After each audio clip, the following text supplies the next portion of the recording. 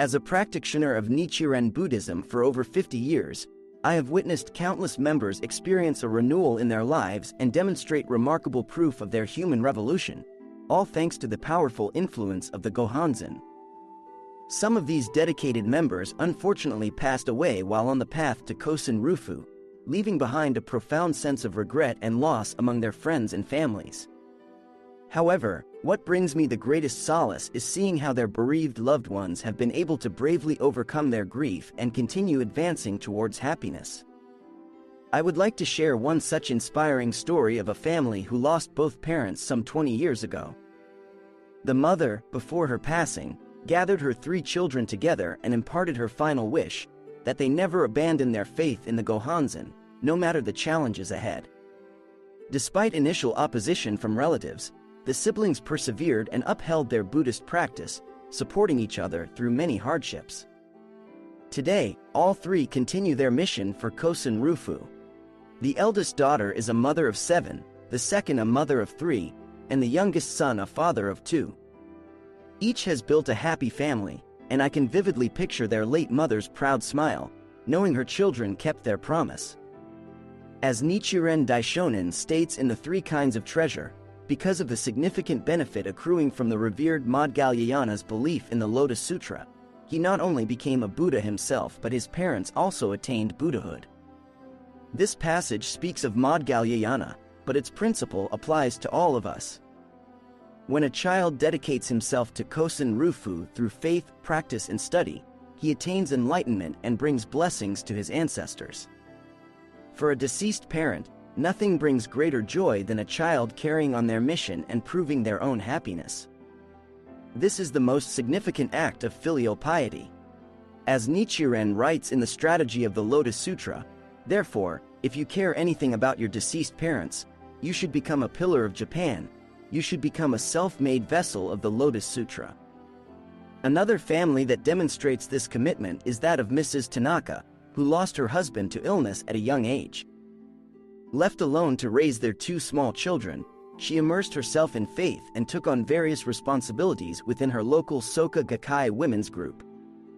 Despite her grief, she dedicated herself to Kosen rufu with fresh determination. Years later, her daughter Hiroko recalls, "I never once saw my mother discouraged or complaining. She was always smiling, appreciative of life's challenges, and constantly encouraging my brother and me to advance as upstanding human beings." Hiroko is now a college professor guiding young minds, while her brother Daisuke serves as an elected official improving people's lives through public policy. Mrs. Tanaka often told her children, "My mission is to see you both grow into people of noble character. That is the purpose your father and I lived for." Though she passed away last spring, her legacy lives on in their dedication. At her funeral, hundreds of friends, disciples, and community members came to pay their respects, attesting to the extraordinary impact of her life. Another member, Mr. Sato, was in his late 40s when he suddenly lost his wife to a tragic accident, leaving him alone with their teenage son. For months, he fell into deep despair and stopped practicing entirely. But after encouragement from fellow members, Mr. Sato recalled his wife's vibrant spirit and realized she would want him to carry on, not languish in sorrow. With renewed vigor, Mr. Sato and his son began attending meetings together. They supported each other through the healing process, eventually emerging stronger in faith. His son grew into a responsible young man and had 2 children of his own, allowing Mr. Sato to rediscover joy as a grandfather. At every milestone, he feels his wife's presence, knowing she lives on through their shared mission. These inspiring examples illustrate that dedication to Kosen rufu allows us to overcome any kind of grief. By summoning great wisdom, courage, and compassion, we can transform even the darkest tragedies into hope for the future. The Daishonin's writings are filled with encouragement on this point. In the Strategy of the Lotus Sutra, he assures us, sons and daughters who carry out the Lotus Sutra as their heritage will attain Buddhahood in their present form. He further promises in the heritage of the ultimate law of life, if you propagate it, your father and mother, who gave you life, will enjoy peace and security in this life and good circumstances in the next. Therefore, No matter what loss we face, by wholeheartedly advancing Kosen rufu, we can lead our ancestors, descendants, and all those connected to us towards enlightenment. This remains our highest purpose.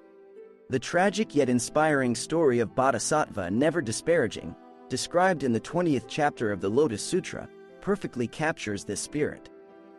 Despite facing constant abuse and hostility while attempting to spread the Lotus teaching, Never Disparaging maintained an unwavering commitment to lead all people towards happiness. Because of his endurance and compassion, countless individuals attained enlightenment, just as the sutra promised. Nichiren Daishonin frequently praised Never Disparaging as the supreme role model for practitioners in the latter day of the law. Likewise, when we base ourselves in faith and work to spread the mystic law, we will surely meet obstacles and heartache.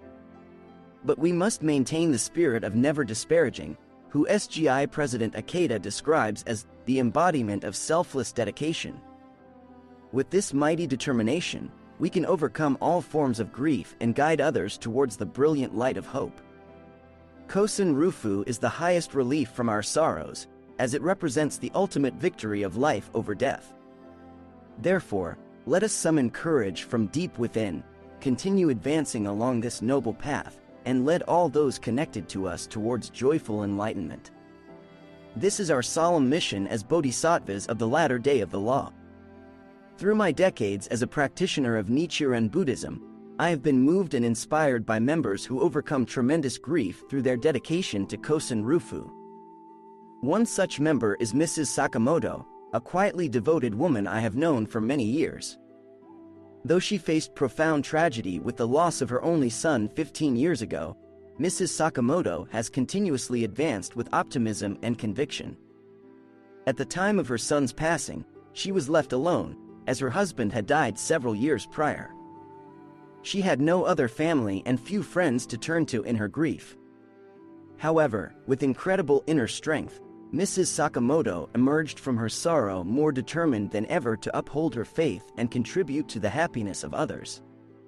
She began reaching out to isolated seniors in her neighborhood, offering a caring ear and helping with daily errands. This sense of purpose gave new meaning to her life.